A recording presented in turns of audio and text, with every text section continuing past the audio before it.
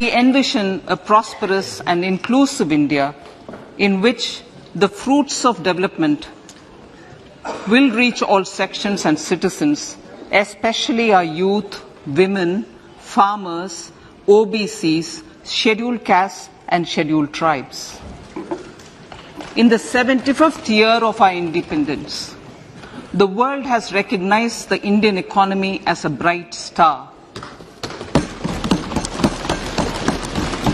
Our current year's economic growth is estimated to be at 7%. It is notable that this is the highest among all the major economies. This is in spite of the massive slowdown globally caused by COVID-19 and the war. The Indian economy is therefore on the right track, and despite a time of challenges, heading towards a bright future. Today, as Indians stand with their head held high and the world appreciates India's achievements and successes, we are sure that elders who had fought for India's independence will, with joy, bless us in our endeavors going forward as well. Our focus on wide-ranging reforms and sound policies implemented through Sabka Prayas, resulting in Jan Bhagidari and targeted support to those in need, helped us perform well in trying times. India's rising global profile is because of the several accomplishments. Unique world-class digital public infrastructure, example, Aadhaar, CoWIN and UPI. COVID vaccination drive in unparalleled scale and speed. Proactive role in frontier areas such as achieving the climate-related goals, Mission Life and National Hydrogen Mission. During the COVID-19 pandemic, we ensured that no one goes to bed hungry with a scheme to supply free food grains to over 80 crore persons for 28 months. Continuing our commitment to ensure food and nutritional security, we are implementing from 1st January 2023 a scheme to supply free food grain to all Antyodaya and priority households for the next 1 year. Under PM Garib Kalyan Anna Yojana, the entire expenditure of about 2 lakh crore will be borne by the central government. In these times of global challenges, the G20 presidency gives us a unique opportunity to strengthen India's role in the world economic order. With the theme of Vasudhaiva Kutumbakam, we are steering an ambitious, people-centric agenda to address global challenges and to facilitate sustainable economic development. The government's efforts since 2014 have ensured for all citizens a better quality of life and life of dignity. The per capita income has more than doubled to 1.97 lakh rupees. In these 9 years, the Indian economy has increased in size from being 10th to 5th largest in the world. We have significantly improved our position as well as a well-governed and innovative country with a conducive environment for business as reflected in several global indices. We have made a significant progress in many sustainable development goals. The economy has become a lot more formalized as reflected in the EPFO membership, more than doubling to 27 crore and rupees 7,400 crore digital payments of 126 lakh crore rupees through UPI in 2022. The efficient implementation of many schemes with universalization of targeted benefits has resulted in inclusive development. Some of the schemes are 11.7 crore household toilets under Swachh Bharat mission, which is achieved, 9.6 crore LPG connections under Ujjwala, 220 crore COVID vaccination of 102 crore persons, 47.8 crore PM Jan Dhan bank accounts, insurance cover for 44.6 crore persons under PM Suraksha Bima and PM Jeevan Jyoti Yojana, and cash transfer of 2.2 lakh crores of rupees to 11.4 crore to over 11.4 crore farmers under PM Kisan Samman Nidhi.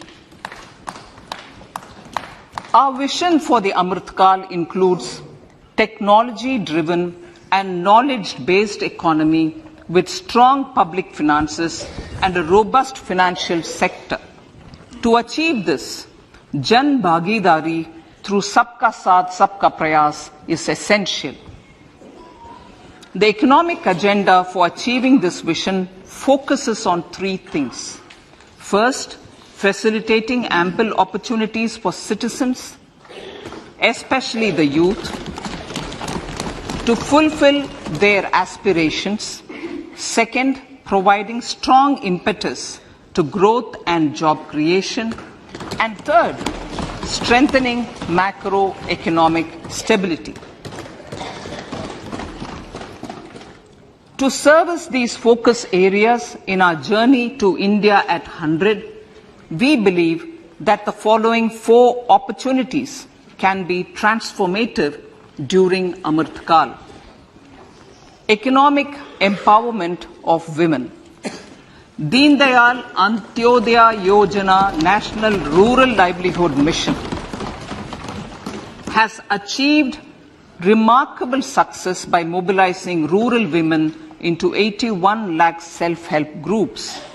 We will enable these groups to reach the next stage of economic empowerment through formation of large producer enterprises or collectives, with each having several thousand members and managed professionally.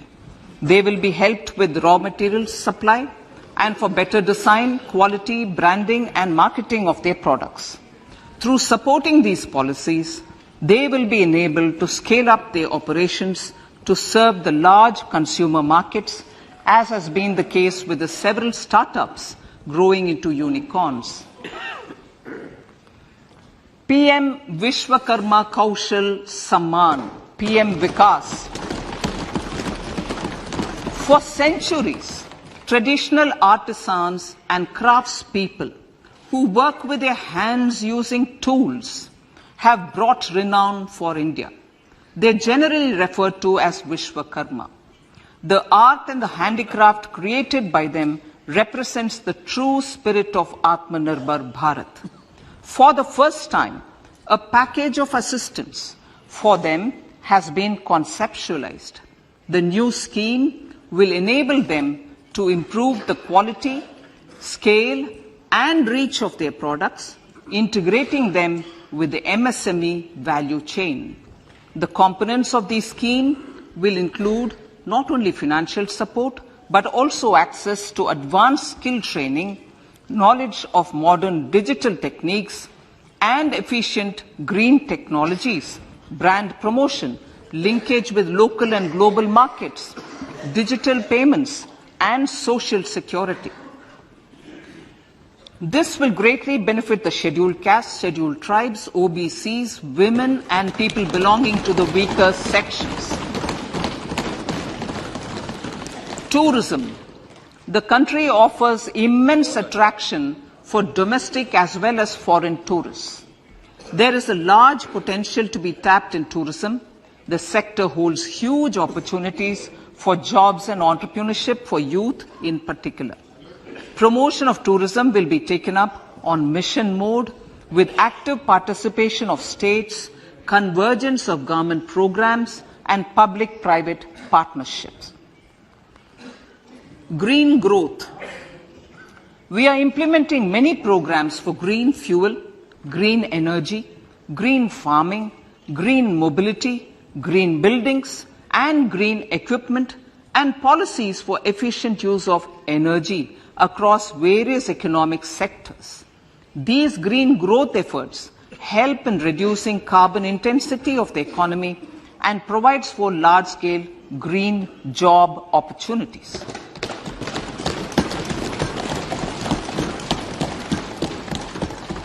Priorities of this budget. The budget adopts the following 7 priorities. They complement each other and act as the Saptarishi guiding us through the Amritkal. Inclusive development, reaching the last mile, infrastructure and investment, unleashing the potential, green growth, youth power, and financial sector. I now speak on the priority number 1, inclusive development. The government's philosophy of Sabka Saath, Sabka Vikas has facilitated inclusive development covering in specific farmers, women, youth, OBCs, scheduled castes, scheduled tribes, Divyangjan, and economically weaker sections, and overall priority for the underprivileged, Vanchiton ko Variyata. There has also been a sustained focus on Jammu Kashmir, Ladakh, and the Northeast. This budget builds on those efforts. Digital public infrastructure for agriculture. Digital public infrastructure for agriculture will be built as an open source, open standard, and interoperable public good. This will enable inclusive farmer-centric solutions through relevant information services for crop planning and health, improved access to farm inputs, credit and insurance, help for crop estimation, market intelligence, and support for growth of agri-tech industry and startups.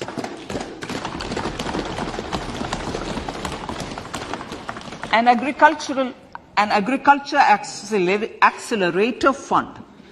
An agriculture accelerator fund will be set up to encourage agri-startups by young entrepreneurs in rural areas. The fund will aim at bringing innovative and affordable solutions for challenges faced by farmers. It will also bring in modern technologies to transform agricultural practices, increase productivity and profitability.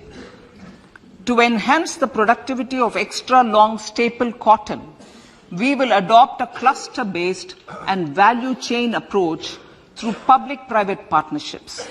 This will mean collaboration between farmers, state and industry for input supplies, extension services and market linkages. We will launch an Atmanirbhar Clean Plant program to boost availability of disease-free, quality planting material for high-value horticultural crops at an outlay of 2,200 crores. Global hub for millets, which are Sri Anna. India is the forefront. India is at the forefront of popularizing millets, whose consumption furthers nutrition, food security, and welfare of farmers, said the Honorable Prime Minister. We are the largest producer and second largest exporter of Sri Anna in the world. We grow several types of Sri Anna, such as Sri Anna Jowar, Sri Anna Ragi, Sri Anna Bajra, Sri Anna Kutu, Ramdana, Kangni, Kutni, Kutki, Kodo, China, and Sama. These have a number of health benefits and have been an integral part of our food for centuries. I acknowledge with pride the huge service done by small farmers in contributing to the health of fellow citizens by growing these Sri Anna. Now, to make India a global hub for Sri Anna, the Indian Institute of Millet Research, ideally Indian Institute of the Sri Anna Research, Hyderabad, will be supported as the center of excellence for sharing best practices, research and technologies at the international level. The agricultural credit target will be increased to 20 lakh crores with focus on animal husbandry, dairy and fisheries. We will launch a new sub-scheme of PM Matsya Sampada Yojana, which is an existing scheme, but we'll launch a new sub-scheme with targeted investment of 6,000 crores to further enable activities of fishermen, fish vendors and micro and small entrepreneurs, improve value chain efficiencies and expand the market.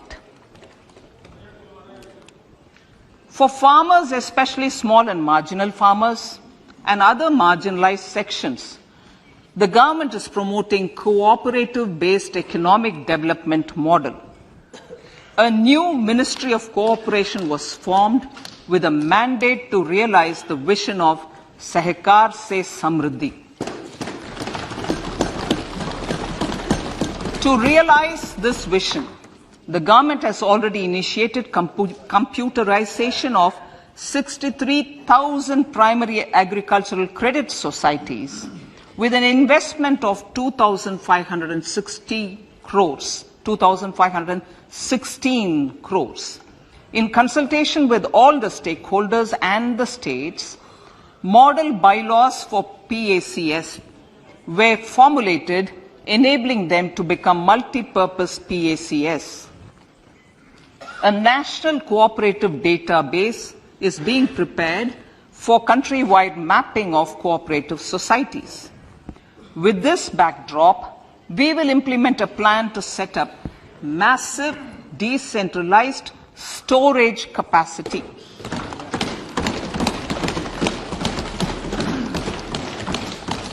This will help farmers store their produce and realize remunerative prices through sale at appropriate times. The government will also facilitate setting up of a large number of multi-purpose cooperative societies, primary fishery societies and dairy cooperative societies in uncovered panchayat and villages in the next 5 years.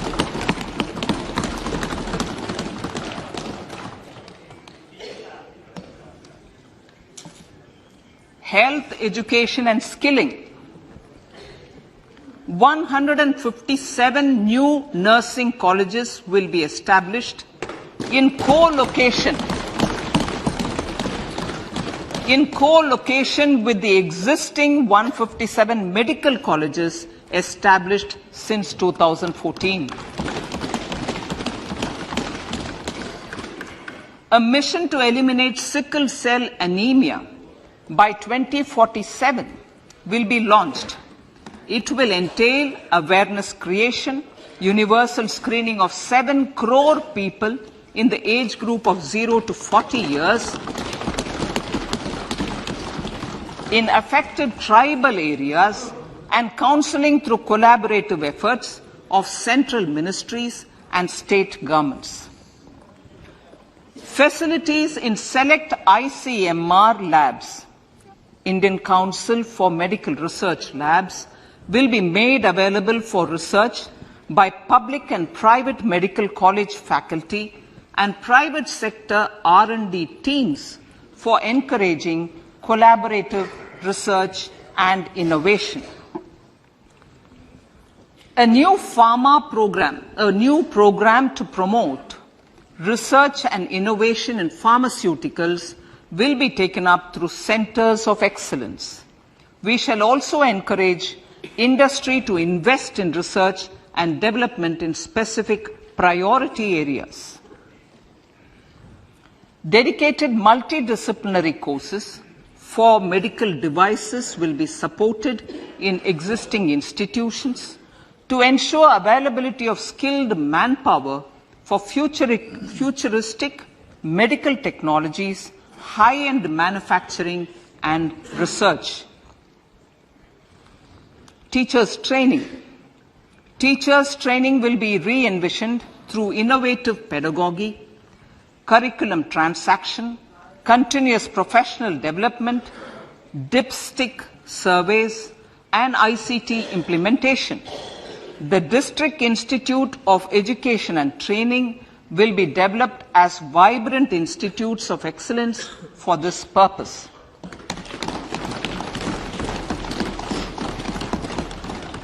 National Digital Library for Children and Adolescents.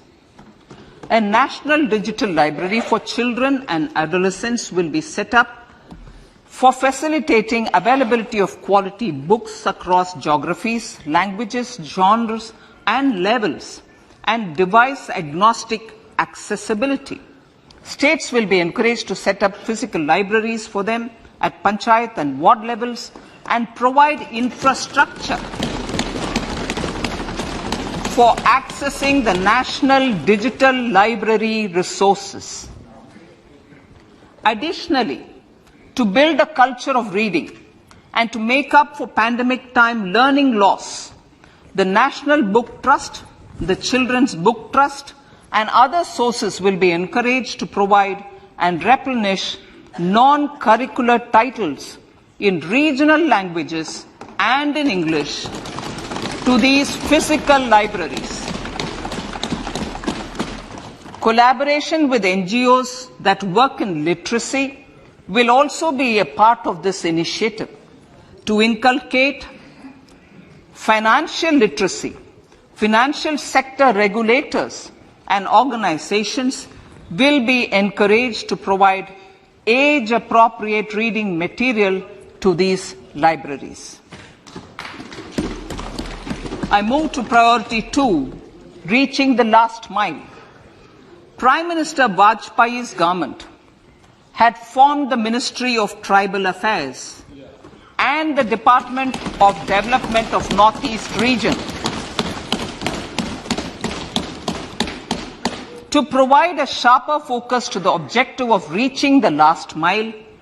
Our government has formed the Ministries of Ayush, Fisheries, Animal Husbandry and Dairying, Skill Development, Jal Shakti and Cooperation. Building on the success of the Aspirational Districts program, the government has recently launched the Aspirational Blocks program covering 500 blocks for saturation of essential government services across multiple domains such as health, nutrition, education, agriculture, water resources, financial inclusion, skill development and basic infrastructure. Manya Speaker, Sir, Pradhan Mantri PVTG, which is Primitive Vulnerable Tribal Groups Development Mission, is being launched. To improve socio-economic conditions of the particularly vulnerable tribal groups, the PVTGs as we refer them to, Pradhan Mantri PVTG Development Mission will be launched. This will saturate PVTG families and habitations with basic facilities such as safe housing, clean drinking water and sanitation, improved access to education, health, nutrition, road and telecom connectivity, and sustainable livelihood opportunities. An amount of 15,000 crores will be made available to implement the mission in the next 3 years under the Development Action Plan for the Scheduled Tribes. Ekalavya Model Residential Schools. In the next 3 years, Center will recruit 38,800 teachers and support staff for the 740 Ekalavya Model Residential Schools, which is serving 3.5 lakh tribal students.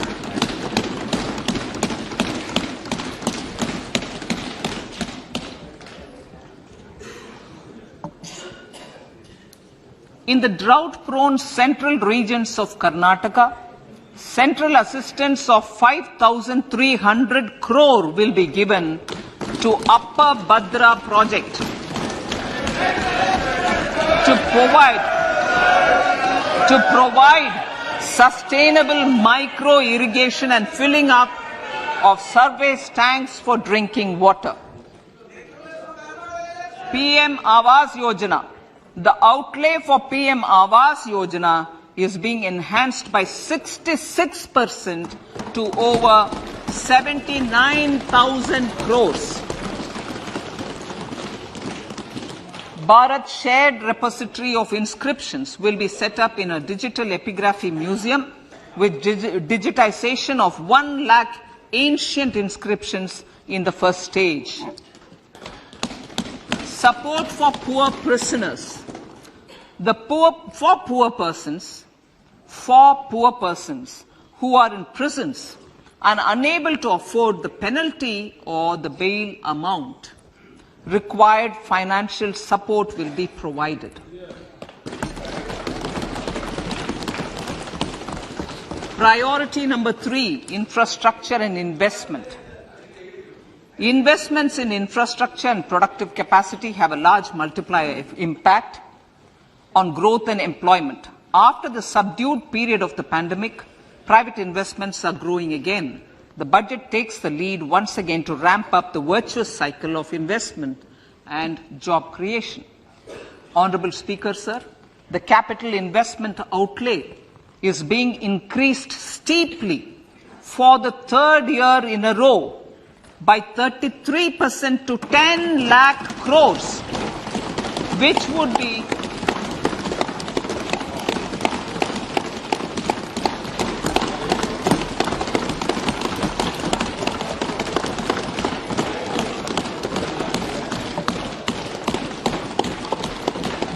which would be 3.3% of GDP. This will almost be 3 times the outlay made in 2019-20.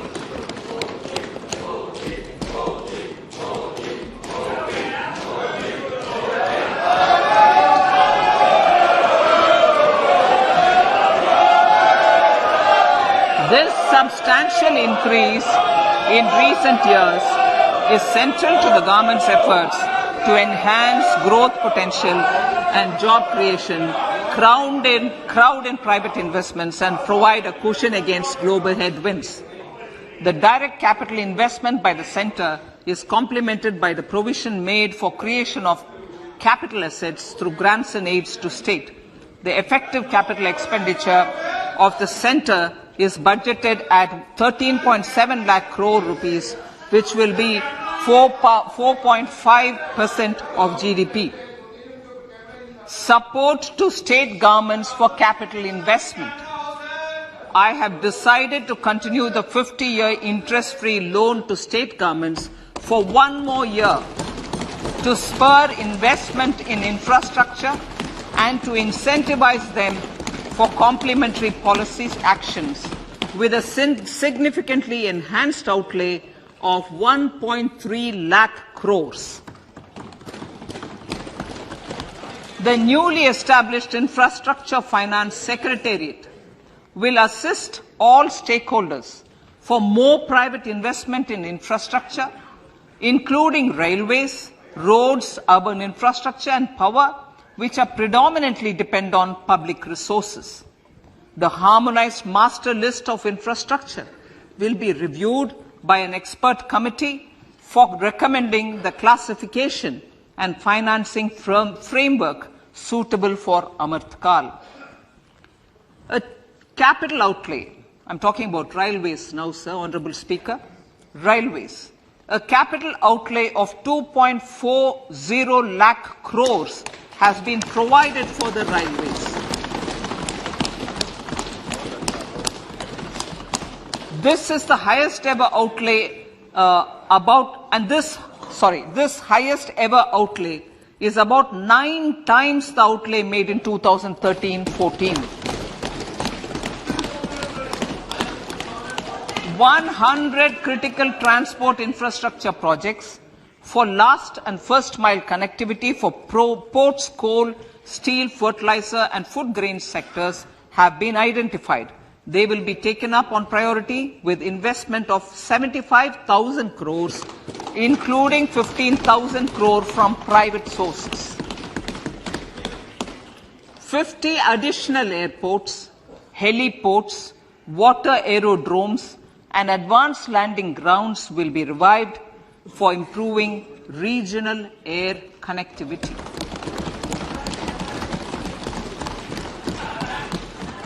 Sustainable cities for tomorrow.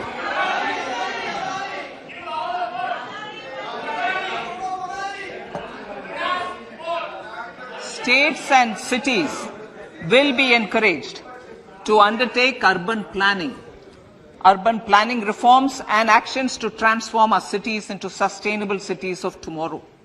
This means efficient use of land resources, adequate resources for urban infrastructure, transit-oriented development, enhanced availability and affordability of urban land and opportunities for all.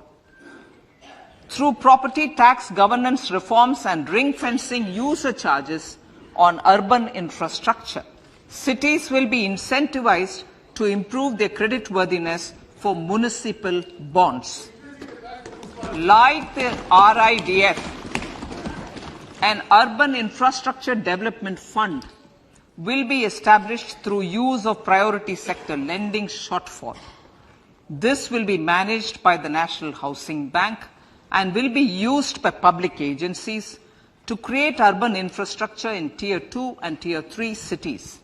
States will be encouraged to leverage resources from the grants of the 15th Finance Commission as well as existing schemes to adopt appropriate user charges while accessing the UIDF. We expect to make available 10,000 crore rupees per annum for this purpose. All cities and towns will be enabled for 100% mechanical desludging of septic tanks and sewers to transition from manhole to machine hole mode.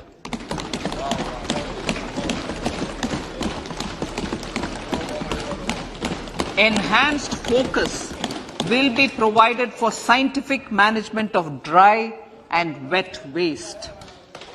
Honorable Speaker, sir, our Prime Minister had said, good governance is the key to a nation's progress. Our government is committed to providing a transparent and accountable administration which works for the betterment and welfare of common citizens. Mission Karma Yogi. Under Mission Karma Yogi, Centre, states and the Union territories are making and implementing capacity building plans for civil servants.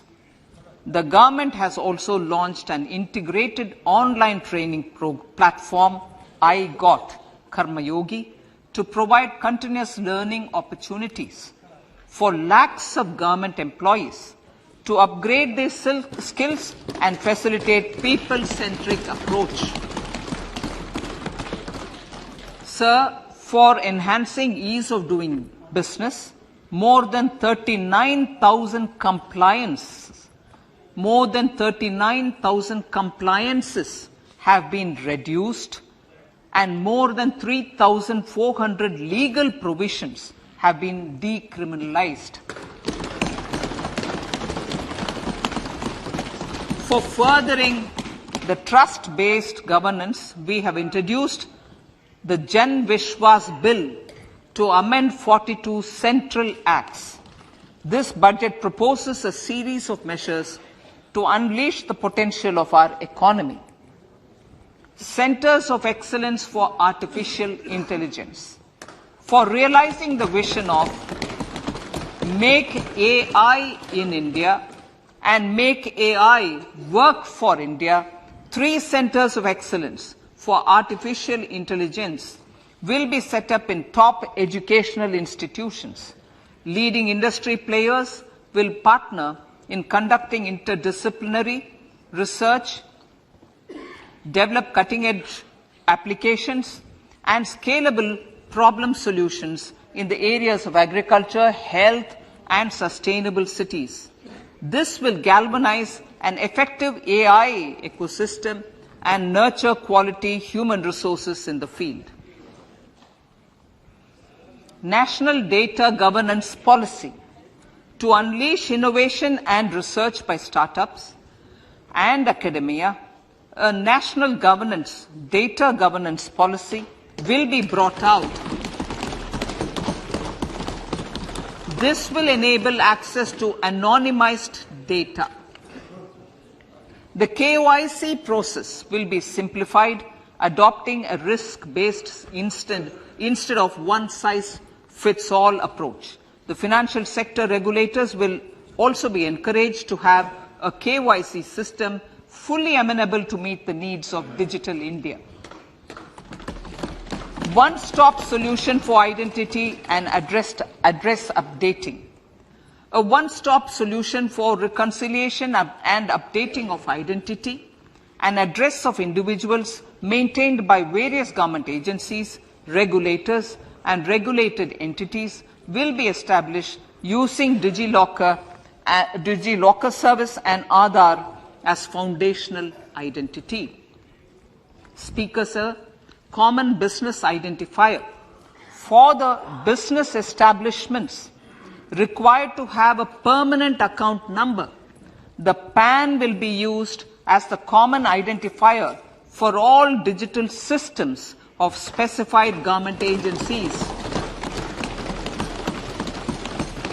This will bring ease of doing business, and it will be facilitated through a legal mandate. For obviating the need for separate submission of same information to different government agencies, a system of unified filing process will be set up.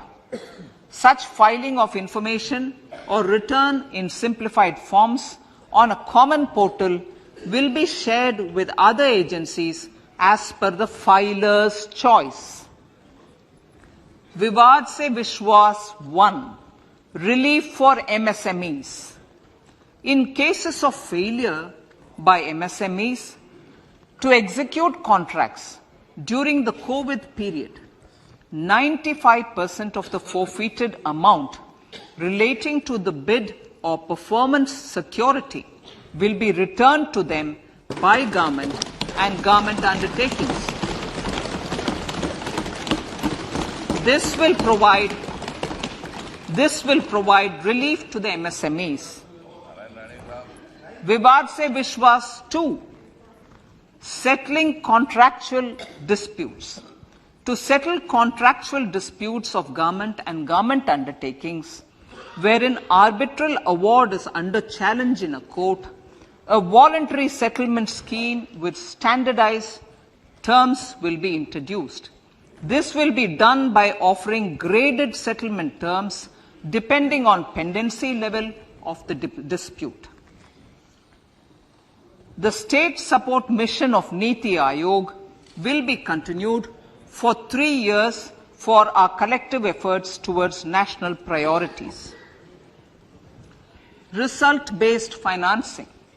To better allocate scarce resources for competing development needs, the financing of select schemes will be changed on a pilot basis from input-based to result-based. E-courts.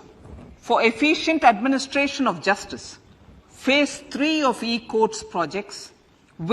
Phase 3 of the E-courts project will be launched with an outlay of 7,000 crores. Fintech services in India have been facilitated by our digital public infrastructure, including Aadhaar, PM Jan Dhan Yojana, Video, KYC, India Stack, and UPI. To enable more fintech innovative services, the scope of documents available in DigiLocker for individuals will be expanded.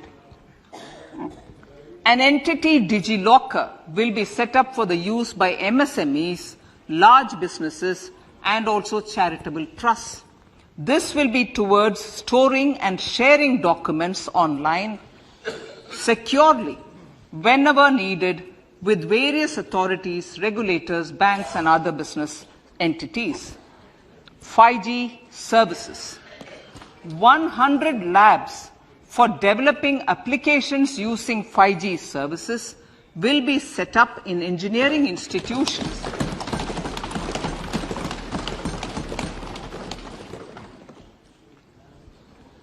To realize a new range of opportunities, business models, and employment potential.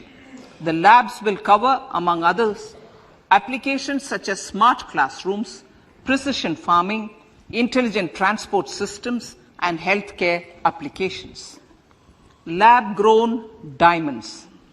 Lab-grown diamonds is a technology and innovation-driven emerging sector with high employment potential.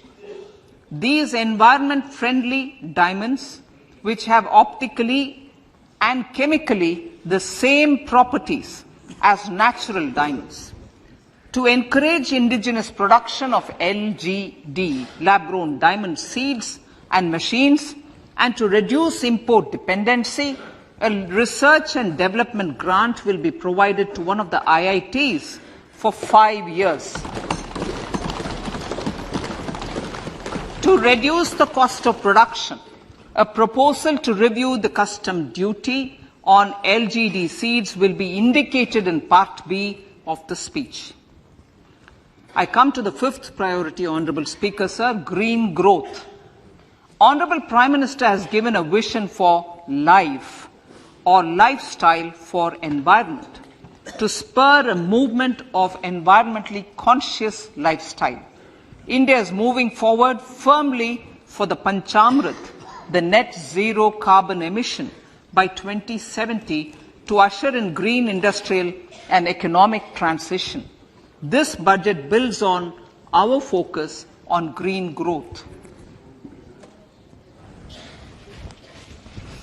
The recently launched National Green Hydrogen Mission, with an outlay of 19,700 crores, will facilitate transition of the economy to low carbon intensity, reduce dependence on fossil fuel imports, and make the country assume technology and market leadership in this sunrise sector.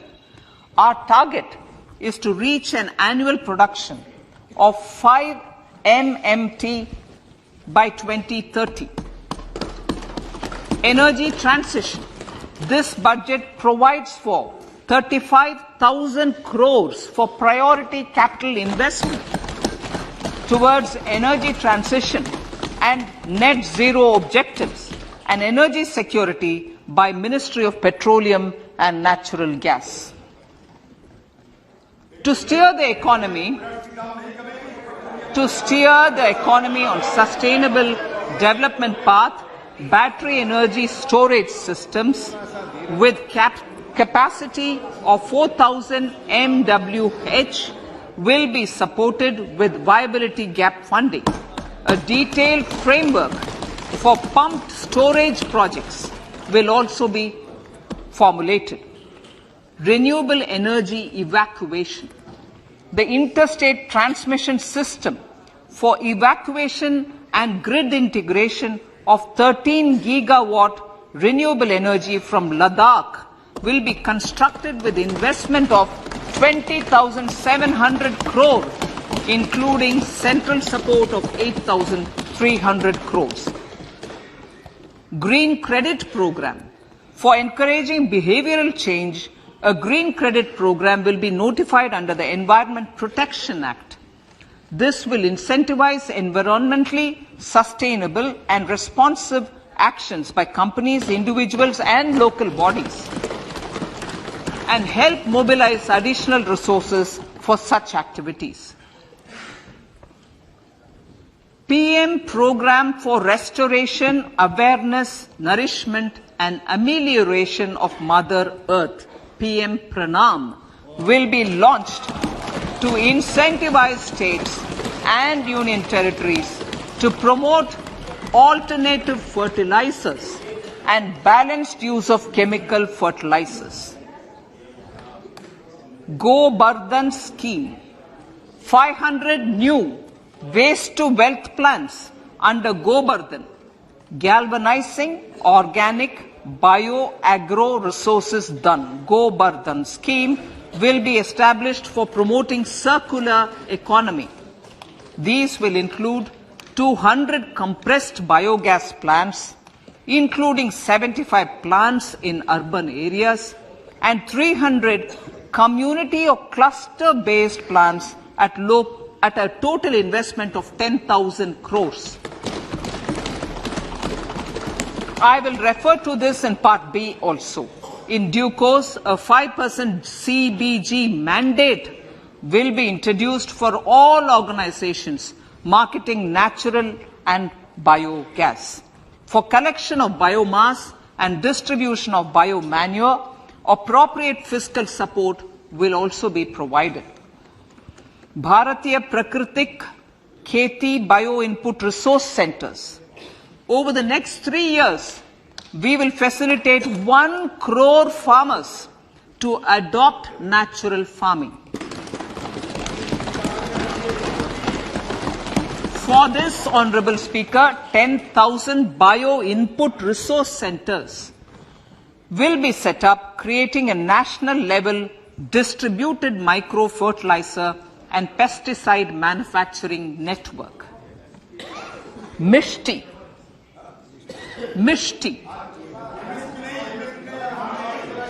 Building on India's success in afforestation, mangrove initiative for shoreline habitats and tangible incomes, Mishti, will be taken up for mangrove plantation along the coastline and on salt pan lands wherever feasible through convergence between Manrega, Campa, Fund and other sources. Amrit Dharohar. Wetlands are vital ecosystems which sustain biological diversity. In his latest Mann Ki Baat, the Prime Minister said, now, I quote, now the total number of Ramsar sites in our country has increased to 75, whereas before 2014, there were only 26, unquote. Local communities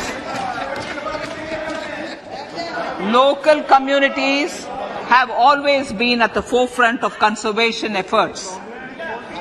The government will promote their unique conservation values through Amrit Dharohar, a scheme that will be implemented over the next 3 years to encourage optimal use of wetlands and enhance biodiversity, carbon stock, ecotourism opportunities, and income generation for local communities. Coastal shipping. Coastal shipping will be promoted as the energy efficient and lower cost mode of transport, both for passengers and freight, through PPP mode with viability gap funding. Vehicle replacement. Vehicle replacement is an important continuing policy, replacing the old political,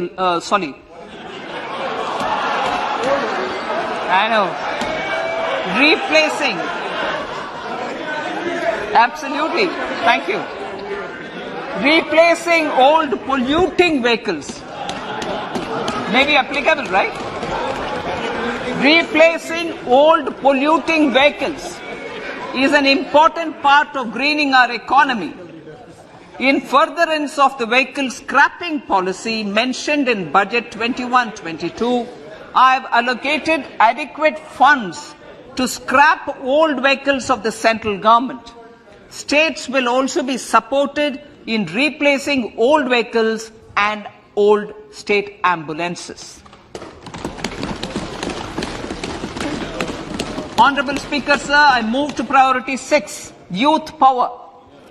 To empower our youth and help the Amrit PD realize their dreams, we have formulated the National Education Policy, which is very wide in its scope, but one of the things is also to focus on skilling, adopted economic policies that facilitate job creation at scale and have supported business opportunities. Pradhan Mantri Kaushal Vikas Yojana. Pradhan Mantri Kaushal Vikas Yojana 4.0 will be launched to skill lakhs of youth within the next 3 years. On-job training, industry partnership and alignment of courses with needs of industry will be emphasized. The scheme will also cover new age courses for Industry 4.0 like coding, AI, robotics, mechatronics, IoT, 3D printing, drones and other soft skills. To skill youth for international opportunities, 30 Skill India International Centers will be set up across different states. The digital ecosystem for skilling will be further expanded with the launch of a unified Skill India digital platform for enabling demand-based formal skilling, linking with employers including MSMEs, and facilitating access to entrepreneurship schemes. To provide stipend support to 47 lakh youths in 3 years, direct benefit transfer under a pan-India national apprenticeship promotion scheme will be rolled out. Tourism. Honourable Speaker, sir, with an integrated and innovative approach, at least 50 destinations will be selected through challenge mode. In addition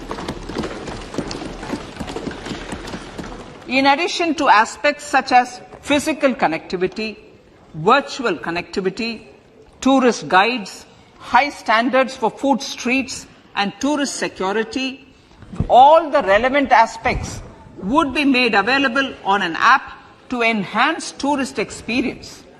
Every destination would be developed as a complete package.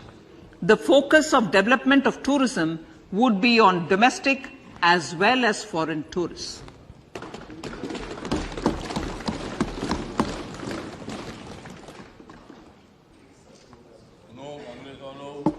Sector-specific skilling and entrepreneurship development will be dovetailed to achieve the objectives of Dekho Apna Desh initiative. This was launched as an appeal by the Honourable Prime Minister to the middle class to prefer domestic tourism over international tourism.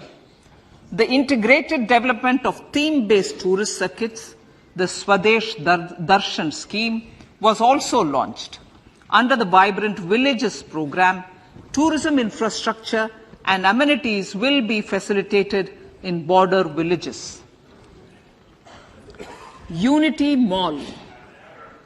States will be encouraged to set up a Unity Mall in their state capital or most prominent tourism center or the financial capital for promotion and sale of their one district, one product and GI products and other handicraft products, and for providing space for such products of all other states as well.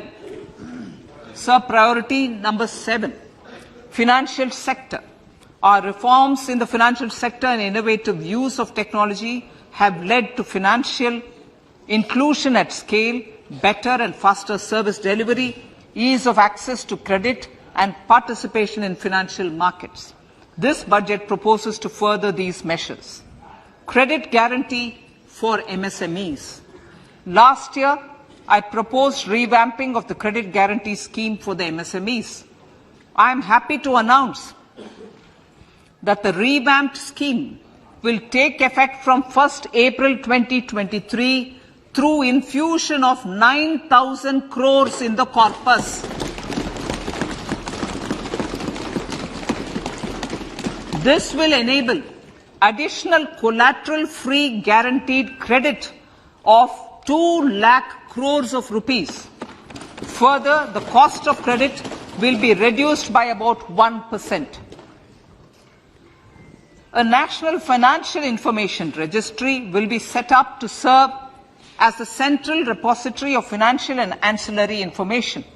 This will facilitate efficient flow of credit, promote financial inclusion, and foster financial stability.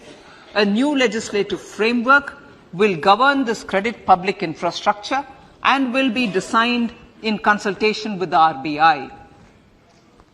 To meet the needs of Amritkal and to facilitate optimum regulation in the financial sector, public consultation, as necessary and feasible, will be brought to the process of regulation making and issuing subsidiary directions. To simplify, to ease, and to reduce cost of compliance, financial sector regulators will be requested to carry out a comprehensive review of existing regulations. For this, they will consider suggestions from public and regulated entities. Time limits to decide the application under various regulations will also be laid down. Honorable Speaker, sir, to enhance business activities in GIFT IFSC, the following measures will be taken. Delegating powers under the SEZ Act to the IFSCA to avoid dual regulation. Setting up a single window IT system for registration and approval of IFSCA, SEZ authorities, GSTN, RBI, SEBI, and IRDAI. Permitting acquisition financing by IFSC banking units of foreign banks. Establishing a subsidiary of Exim Bank for trade refinancing. Amending IFSCA Act for statutory provisions for arbitration, ancillary services, and avoiding dual regulation under the SEZ Act, and recognizing offshore derivative instruments as valid contracts. Honorable Speaker, sir, data embassy. For countries looking for digital continuity solutions, we will facilitate setting up of their data embassies in GIFT IFSC.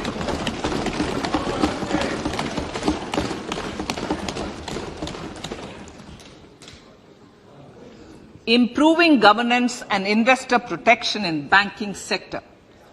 To improve bank governance and enhance investors' protection, certain amendments to the Banking Regulation Act, the Banking Companies Act, and the Reserve Bank of India Act are being proposed. Capacity building in securities market. Honorable Speaker, sir, to build capacity of functionaries and professionals in the securities market, SEBI will be empowered to develop, regulate, maintain, and enforce norms and standards for education in the National Institute of Securities Markets and to recognize award of degrees, diplomas, and certificates. A central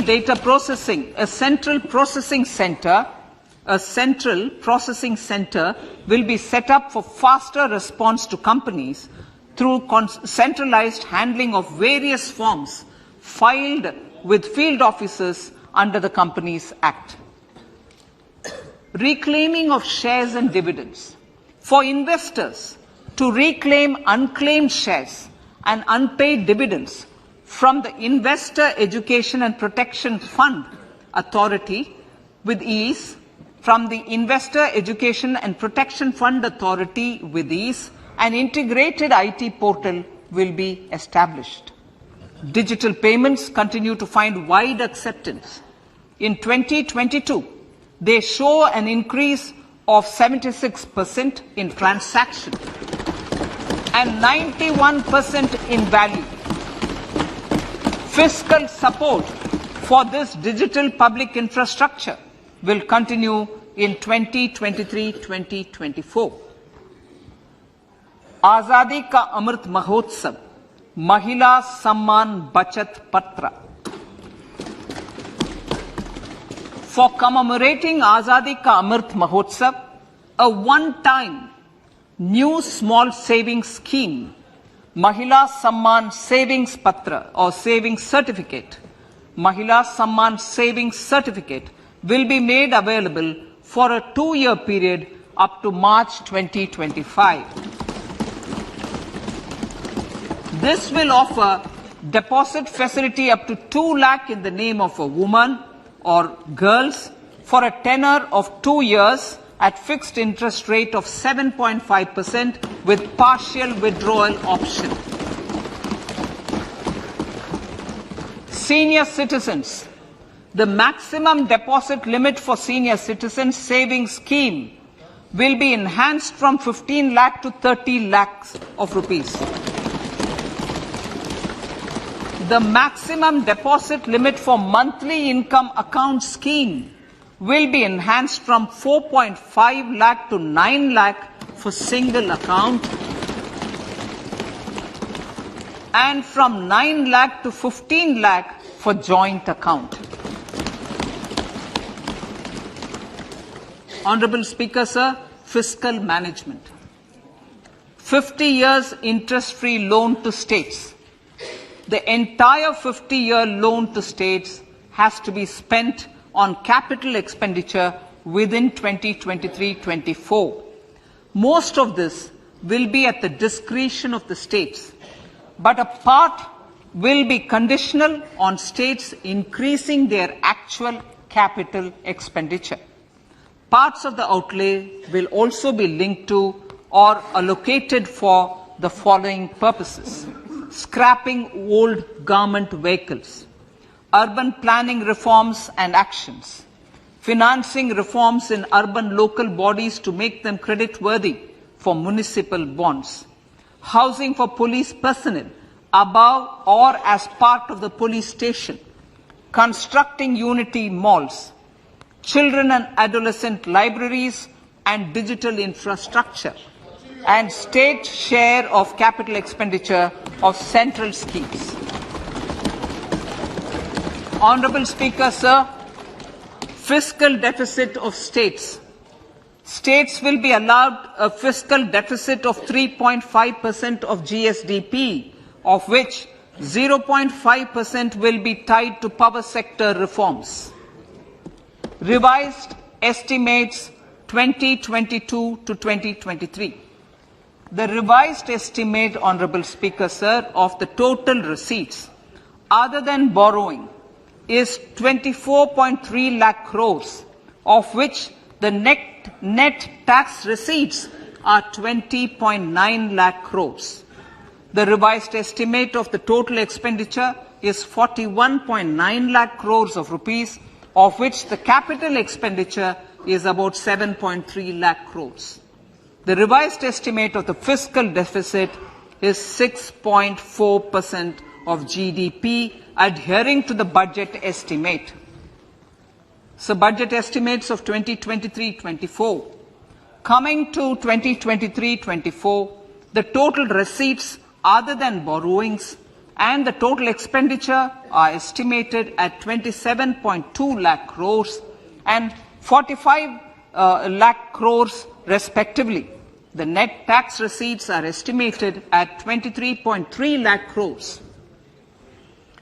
The fiscal deficit is estimated to be 5.9% of the GDP.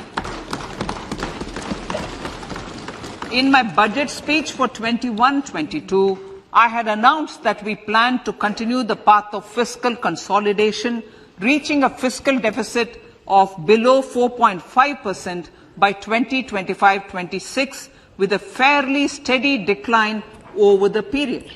We have adhered to this path, and I reiterate my intention to bring the fiscal deficit below 4.5% of GDP by 2025-26. To finance the fiscal deficit in 2023-24, the net market borrowings from dated securities are estimated at 11.8 lakh crores. The balance financing is expected to come from small savings and other sources. The gross market borrowings are estimated at 15.43 lakh crores of rupees. Honorable Speaker, sir, I now move to Part B.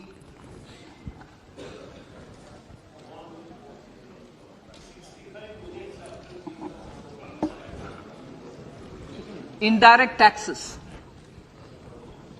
My indirect tax proposals will aim to promote exports, boost domestic manufacturing, enhance domestic value addition, encourage green energy and mobility.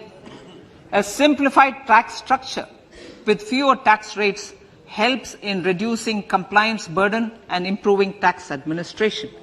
I propose to reduce the number of basic customs duty rates on goods other than textiles and agriculture from 21 to 13. As a result, there are minor changes in the basic custom duties, cesses and surcharges on some items including toys, bicycle, automobiles and naphtha. Green mobility. To avoid cascading of taxes on blended compressed natural gas, I propose to exempt excise duty on GST paid compressed biogas contained in it.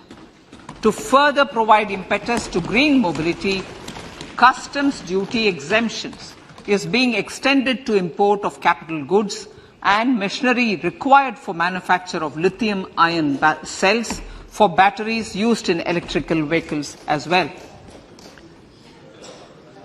Electronics.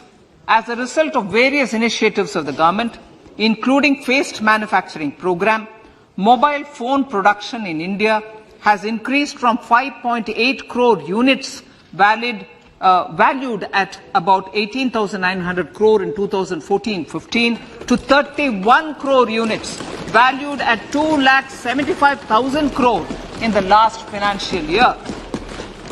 To further deepen domestic value addition in manufacturing of mobile phones, I propose to provide relief to customs duty. I propose to provide relief in customs duty on import of certain parts and inputs like camera lens and continue the concessional duty on lithium-ion cells for batteries for another year. Similarly, to promote value addition in manufacture of televisions, I propose to reduce the basic customs duty on parts of open cells of TV panels to 2.5%. Electrical. To rectify inversion of duty structure and encourage manufacturing of electric kitchen chimneys, the basic custom duty on electric kitchen chimney is being increased from 7.5% to 15%, and that on heat coils for these is proposed to be reduced from 20% to 15%.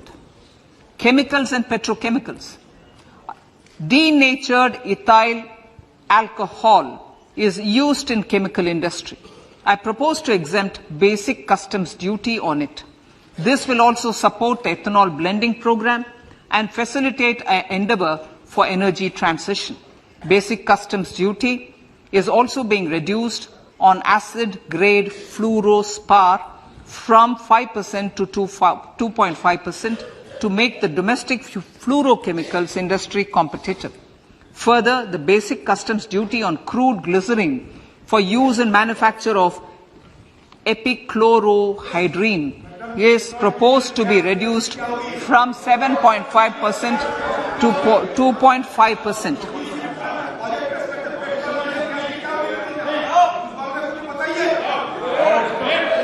Marine products. In the last financial year, marine products recorded the highest export growth, benefiting farmers in the coastal states of the country. to further enhance the export competitiveness of marine products, particularly shrimps. Duty is being reduced on key inputs for domestic manufacture of shrimp feed. India is a global leader, as I said in Part A, in cutting and polishing of natural diamonds, contributing about 3/4 of the global turnover by value. With the depletion of deposits of natural diamonds, the industry is moving towards lab-grown diamonds, and it holds huge promise. To seize this opportunity, I propose to reduce the basic customs duty on seeds used in their manufacture. Custom duties on dore or doré and bars of gold and platinum were increased earlier this fiscal. I propose to increase the duties on articles made therefrom to enhance the duty differential. I also propose to increase the import duty on silver doors, bars and articles to align them with that on gold and platinum. To facilitate availability of raw materials for the steel sector, exemptions from basic custom duty on raw materials for manufacture of CRGO steel, ferrous scrap and nickel cathode is being continued. Similarly, the concessional BCD of 2.5% on copper scrap is also being continued to ensure the availability of raw materials for secondary copper producers who are mainly in the MSME sectors. Compounded rubber. The basic custom duty rate on compounded rubber is being increased from 10% to 25% or 30 kg, whichever is lower, at par with that of natural rubber other than latex, to curb circumvention of duty. Cigarettes. National calamity contingent duty on specified cigarettes was last revised 3 years ago. This is proposed to be revised upwards by about 16%.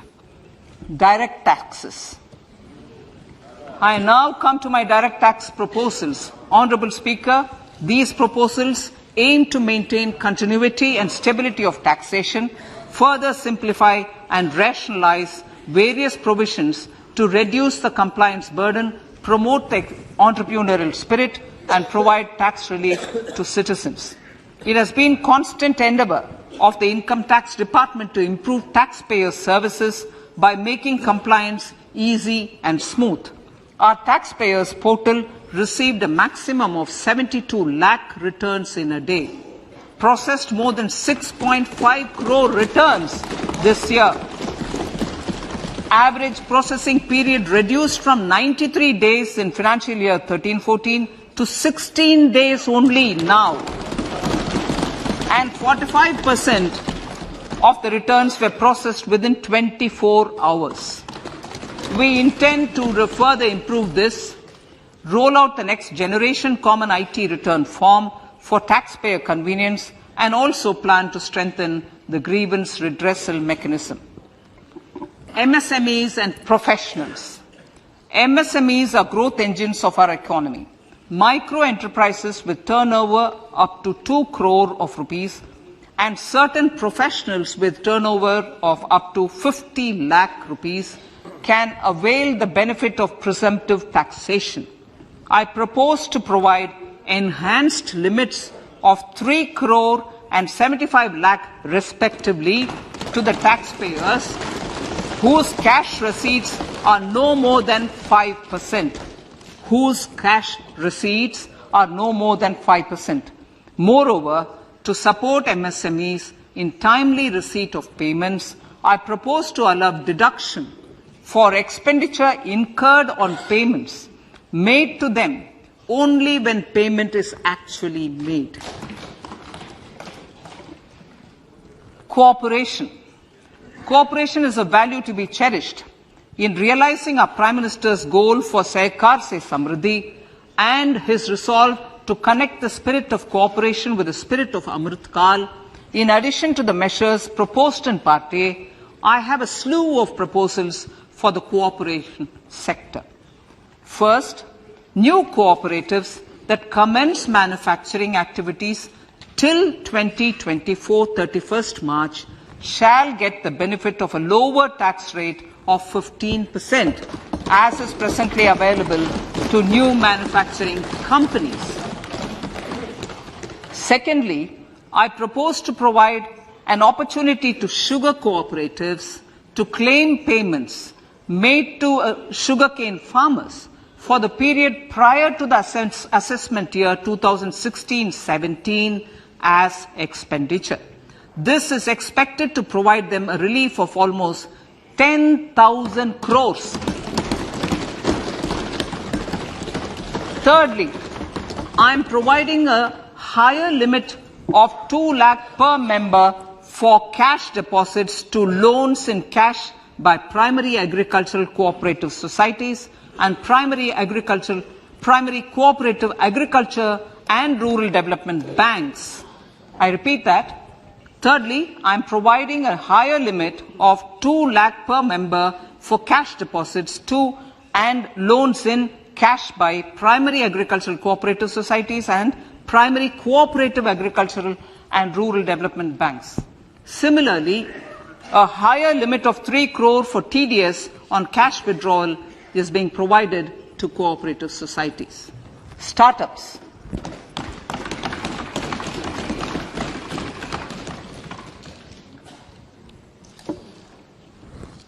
Entrepreneurship is vital for a country's economic development.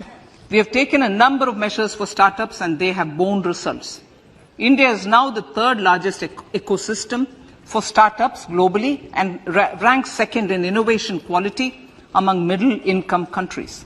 I propose to extend the date of incorporation for income tax benefits to startups from 31/3/2023 to 31/3/2024. I further propose to provide the benefit of carry forward of losses on change of shareholding of startups from 7 years of incorporation to 10 years.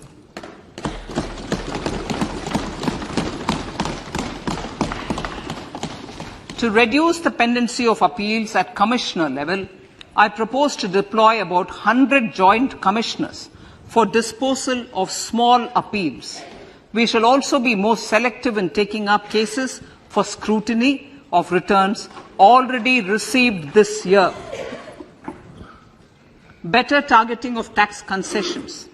For better targeting of tax concessions and exemptions, I propose to cap deduction from capital gains on investment in residential house under Section 54 and Section 54F to 10 crores. Another proposal with similar intent is to limit income tax exemption from proceeds of insurance policies with very high value. Rationalization. Honourable Speaker, sir, there are a number of proposals relating to rationalization and simplification. Income of authorities, boards and commissions set up by statutes of union or state for the purpose of housing, development of cities, towns and villages, and regulating and developing an activity or matter is proposed to be exempted from income tax. Other major measures in this direction are removing the minimum threshold of 10,000 for TDS and clarifying taxability relating to online gaming, not treating conversion of gold into electronic gold receipts and vice versa as capital gains, reducing the TDS rate from 30% to 20% on taxable portion of EPF withdrawals in non-PAN cases, and taxation on income for market-linked debentures. Other major proposals in the finance bill relate to the following: extension of period of tax benefits to funds relocating to IFSC, GIFT City till 31/3/2025, decriminalization under Section 276A of the Income Tax Act, allowing carry forward of losses on strategic disinvestment, including that of IDBI Bank, and providing EEE status to Agnivir Fund. Personal income tax.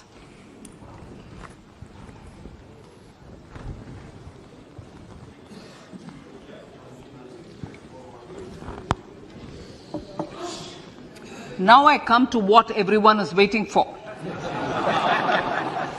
personal income tax. I have 5 major announcements to make in this regard. These primarily benefit our hard-working middle class. The first one concerns rebate. Currently, those with income up to 5 lakh do not pay any income tax in both old and new regimes. I propose to increase the rebate limit to 7 lakhs in the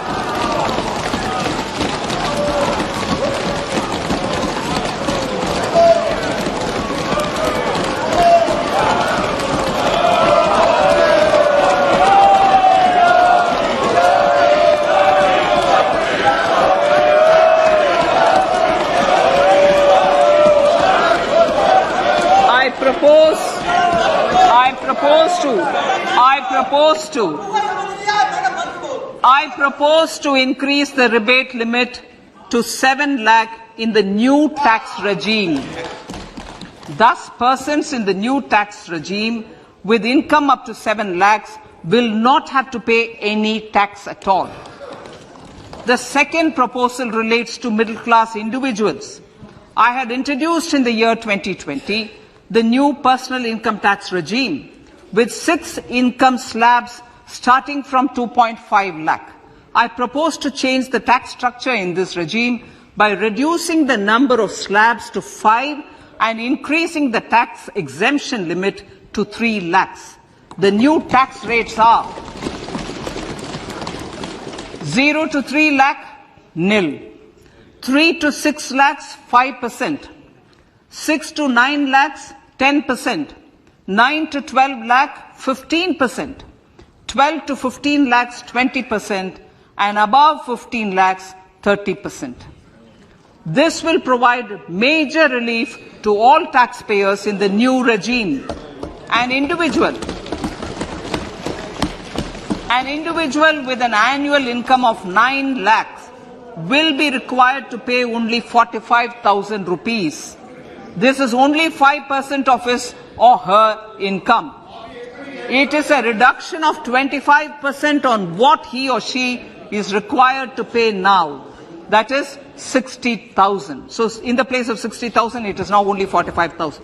Similarly, an individual with an income of 15 lakh rupees would be required to pay only 1.5 lakh or 10% of his income or her income, a reduction of 20% from the existing liability of 1,87,500 rupees.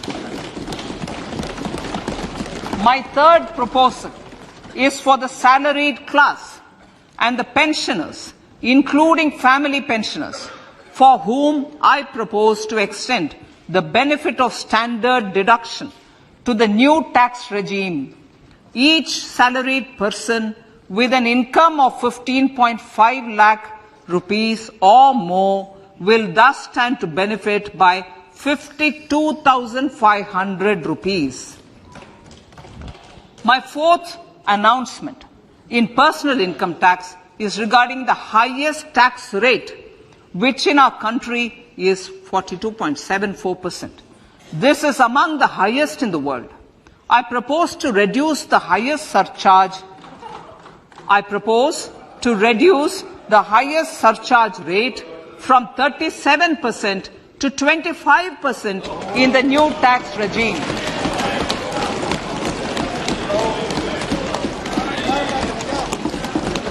This would result in reduction of the maximum rate. This would result in the reduction of the maximum tax rate to 39%. Lastly, the limit of 3 lakh rupees for tax exemption on leave encashment on retirement of non-government salaried employees was last fixed in the year 2002, when the highest basic pay in the government was only 30,000 rupees per month. In line with the increase in the government salaries, I am proposing to increase this limit to 25 lakh rupees.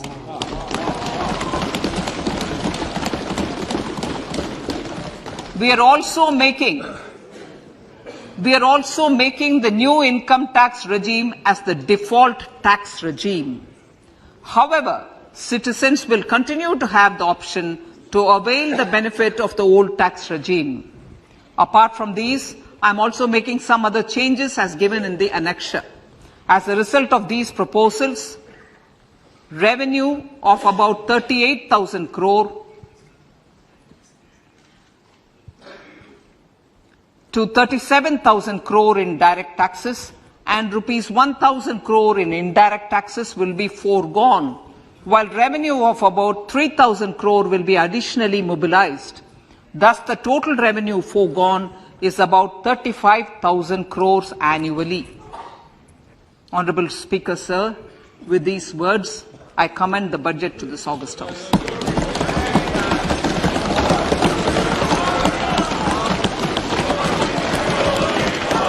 One hour, 25 minutes. Item number